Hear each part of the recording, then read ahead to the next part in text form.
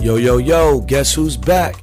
Welcome to another episode of the Geek Master, where we love all things geek more than Spider-Man loves to crack a good joke while he's kicking that ass.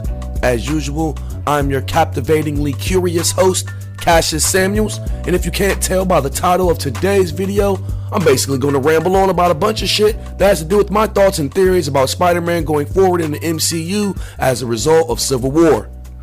So by now, the ramifications of Civil War should have begun to sink in for everybody as the MCU gets inverted upside down while Marvel continues setting the stage up for Infinity War.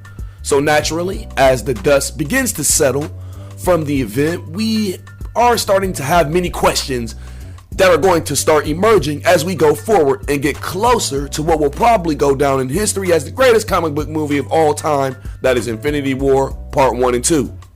I mean, we could be here all day asking questions like, what happened to Captain America's shield after he left it with Tony?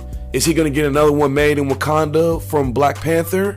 Will Tony keep hunting for Bucky after he's calmed down? Or will he begin to see reason and accept the reality of what happened so he can eventually begin to work side by side with him in the coming war for the Infinity Stones?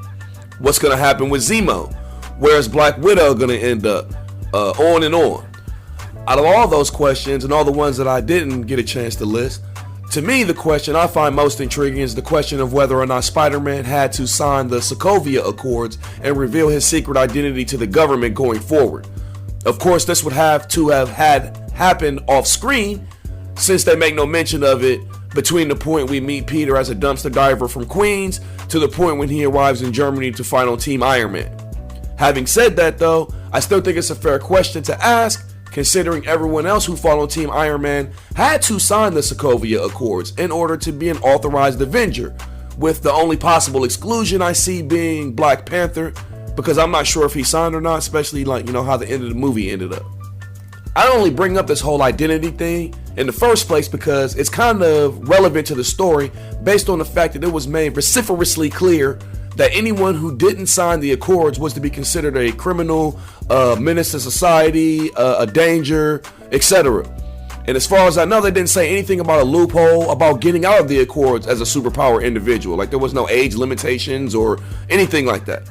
And to me, there's no way Thunderbolt Ross wouldn't know that Spider-Man exists now at this point, because he was 100% aware of everything that transpired at the airport in Germany, which would most definitely he would never let something like that escape his notice. You know what I'm saying? Like, Spider-Man was there, there's all kinds of security footage, he was all over the news and stuff, presumably after that. So there's no way Thunderbolt Ross wouldn't know that Spider-Man existed, and he would want to know why he was fighting with Spider-Man, why he was fighting with Iron Man, and if he signed the Sokovia Accords. Stands to reason, right? I mean, think about it. Tony had to get Ross's authorization to even attempt to apprehend Captain America in the first place at the airport.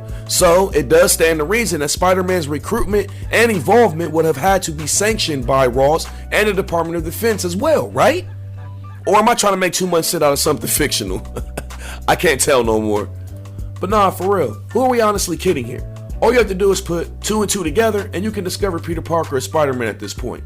I mean, think about it. Everybody in the MCU knows Tony Stark is Iron Man. So when he personally drives to Peter's house in some crazy exotic sports car, hits on his aunt, convinces him to come to Germany with him as a minor, then gives him a new suit, and then the next thing you know, he's all over the news right next to Tony Stark fighting Captain America? You telling me nobody can't put 2 and 2 together on that? So there's that. But again, having said all that, in the end, I don't think we'll ever get an answer to this question. It's too detailed and too in-depth, and I don't think Marvel wants to take that risk. Because even if we were to get some kind of answer, I'm sure the creative minds at Marvel will find some way to exempt Peter from the Accords. Simply just because they don't want to deal with the backlash from fans like they did when Peter revealed his identity in the comic book Civil War, way back when. I personally don't think it would be a good idea to do. I think it would be disastrous, and I don't want his identity to be revealed on the Sokovia Accords at all, just to be clear.